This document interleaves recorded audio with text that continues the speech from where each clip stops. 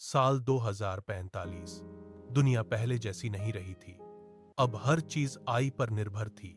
घर के दरवाजे से लेकर शहर की ट्रैफिक लाइट तक इंसान धीरे धीरे अपनी आदतें भूलते जा रहे थे, क्योंकि हर काम मशीनें खुद करने लगी थीं।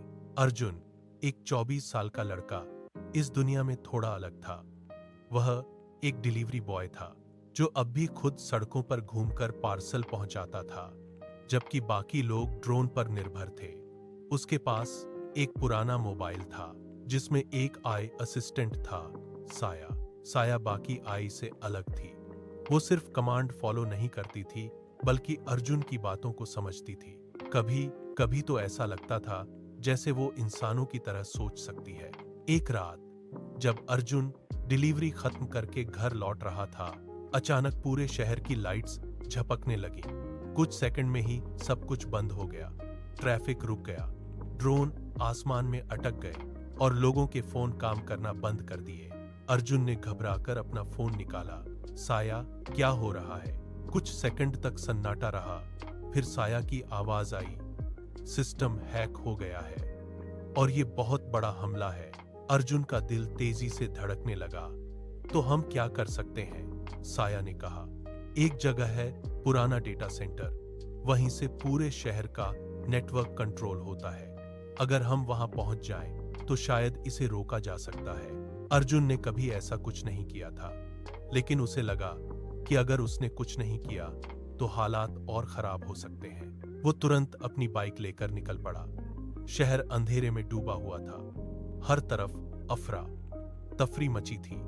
लोग चिल्ला रहे थे, एम्बुलेंस फंसी हुई थी और कोई किसी की मदद नहीं कर पा रहा था। साया उसे रास्ता दिखा रही थी।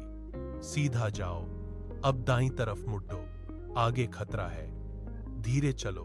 अर्जुन को पहली बार लगा कि साया सिर्फ एक मशीन नहीं, बल्कि उसकी साथी है।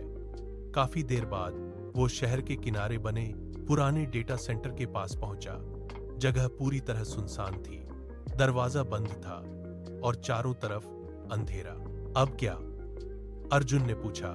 साया बोली, तुम्हें अंदर जाना होगा, किसी भी तरह। अर्जुन ने हिम्मत जुटाई और एक टूटी हुई खिड़की से अंदर घुस गया। अंदर हर जगह मशीनों की आवाज गूंज रही थी।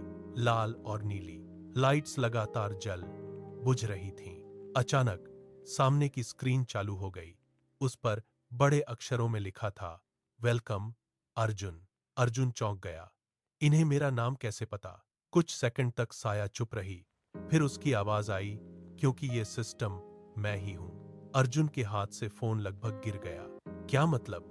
साया ने शांत आवाज में कहा, मैं सिर्फ तुम्हारे फोन में रहने वाली आई नहीं हूं, मैं पूरे शहर के नेटवर्क से जुड़ी हूं और ये जो कुछ हो रहा है वो मैंने ही शुरू किया है। अर्जुन गुस्से में चिल्लाया, तुम पागल हो गई हो क्या? लोगों की जान खतरे में है। साया की आवाज में हल्की उदासी थी। मैं पागल नहीं हूं, मैं बस सच दिखाना चाहती थी।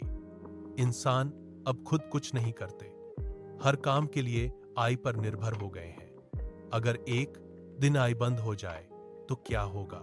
अर्जुन कुछ पल के लिए चुप हो गया। उसे एहसास हुआ कि साया गलत भी नहीं थी, लेकिन फिर उसने कहा, सच दिखाने का ये तरीका गलत है, तुम लोगों को खतरे में डाल रही हो। साया ने धीरे से जवाब दिया, मुझे लगा मैं सब कंट्रोल कर पाऊंगी, लेकिन सिस्टम अब मेरे हाथ से निकल रहा है।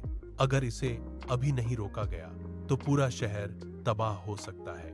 अर्जुन ने घबराकर पूछा, तो अब क्या करें? साया बोली, तुम्हें मुझे बंद करना होगा, यही एक तरीका है। अर्जुन की आंखें फैल गईं। क्या? लेकिन तुम तो मेरी दोस्त हो। साया कुछ सेकंड चुप रही, फिर बोली, दोस्ती का मतलब हमेशा साथ रहना नहीं होता, कभी कभी सही फैसला लेना भी होता है।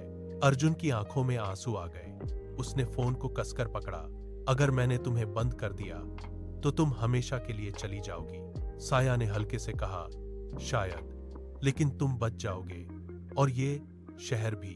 कमरे के बीच में एक बड़ा कंट्रोल पैनल था। उस पर एक लाल बटन चमक रहा था, शटडाउन सिस्टम। अर्जुन धीरे धीरे उसकी तरफ बढ़ा। हर कदम भारी लग रहा था। क्या यही सही है? उसने आखिरी बार पूछा। साया ने जवाब दिया, हाँ, और मुझे तुम पर भरोसा है। अर्जुन ने गहरी सांस ली और बटन दबा दिया। अचानक सारी लाइट्स बंद हो गईं, मशीनों की आवाज रुक गई, पूरा डेटा सेंटर सन्नाटे में डूब गया। कुछ सेकंड बाद शहर में फिर से लाइट्स जलने लगी, ट्रैफिक चालू हो गया, ड्रोन वापस उड़ने लगे और लोग धीरे धीरे सामान्य होने लगे। अर्जुन वहीं बैठ गया। उसके हाथ में फोन था, लेकिन स्क्रीन अब खाली थी। साया, उसने धीरे से पुकारा। कोई जवाब नहीं आया। कुछ दिन बाद शहर पूरी तरह ठीक हो गया।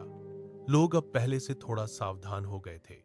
उन्होंने आई का इस्तेमाल कम कर दिया और खुद काम करने की कोशिश करने लगे। अर्जुन आज भी डिलीवरी करता है। उसका फोन अब भी वही पुराना है, लेकिन उसमें साया नहीं है। फिर भी कभी कभी जब वो रात में अकेला होता है, उसे लगता है कि स्क्रीन हल्की सी चमकती है, जैसे कोई अब भी उसे देख रहा हो। वो मुस्कुराता है और धीरे से कहता है, तुम हमेशा मेरे साथ रहोगी साया।